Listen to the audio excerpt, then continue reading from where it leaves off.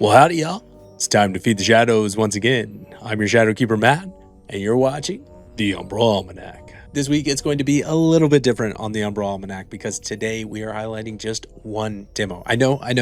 Why would I break the format for just one 30-minute demo? Well, the answer is very, very simple. I'm just really freaking busy right now, guys. But also, this game really is that special. I'm not exaggerating when I say that this game has the potential to be the next generational cult classic. It truly is that special. This week's demo comes in the form of a prologue that sets the scene for a beautiful and gut-wrenching cozy horror farming sim.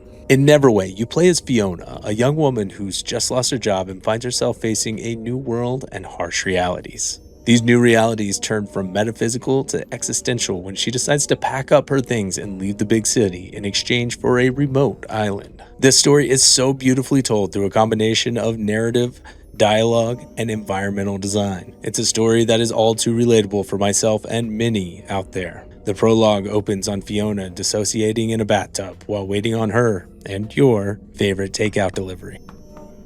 Catching up on Fiona's week-old neglected emails revealed that she was actually fired for not coming into work. Context clues and some dialogue options showed that Fiona was suffering from a depressive episode that ultimately spirals into the manic decision to purchase a new home on a remote island far from her old life. The underlying horror elements unfold in a way that make you question the lines of reality and dissociative hallucination.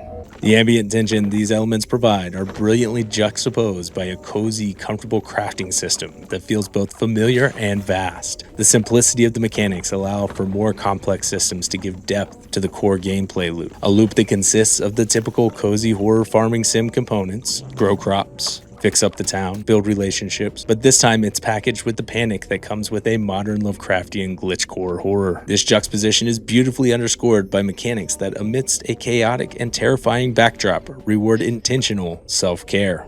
The game provides buffs and debuffs for small acts like cleaning the kitchen or changing into pajamas before bed. These small, seemingly insignificant tasks highlight the all-too-real fact that for some, even small tasks can sometimes become nearly impossible without proper mental hygiene. These mechanics reinforce the core premise of the game and elicit a deep emotional connection. It has been some time since I felt so connected and emotionally invested in a 30-minute demo. That said, while the prologue itself is deeply emotional, the demo did come off as a bit disjointed. In an effort to, I assume, limit spoilers while still showcasing mechanics, the second half of the demo felt almost unconnected to the rest. This section takes place in a corrupted virtual reality training sim that showcases the crafting and combat mechanics while alluding to Fiona's fractured past and fragile mental health. While the segment is very much needed and demonstrates the complexity of the crafting system and what appears to be the typical gameplay loop, its plot and characters are detached enough from the prologue that it did feel like a wholly separate experience. The two parts separately feel like they could be two separate games, but the sections do, in fact, work together to give a holistic view of what we can expect from the full game releasing later this year. Altogether, I see a beautifully crafted, cozy horror farm sim that balances the genre with a unique blend of horror elements, emotional plot development, and undertones of mental health advocacy. If you're a fan of the cozy horror genre and want something that seamlessly rides the line of utter relaxation and abject horror, I highly recommend checking this one out. Neverway has the hallmarks of a genuinely great game, and if the full release can match up to the expectations, I can see it being a truly generational title.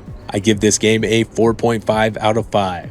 Only losing points because the demo lacks a unifying arc between the sections, but I fully expect that arc to exist in the full release, and I absolutely will be playing this one the moment it drops in October of 2026. Hey, thanks so much for watching, folks. If you like this video, be sure to like and subscribe for more reviews, gameplay, indie horror news, and much more. You can also hit that bell so you can get notified each time we make a new sacrifice to the void each week. Also, be sure to let me know down in the comments what you want to see reviewed next. I'm always looking for new and upcoming games to review. Thanks again for watching, and until next time, stay curious, stay vigilant, and keep those shadows fed.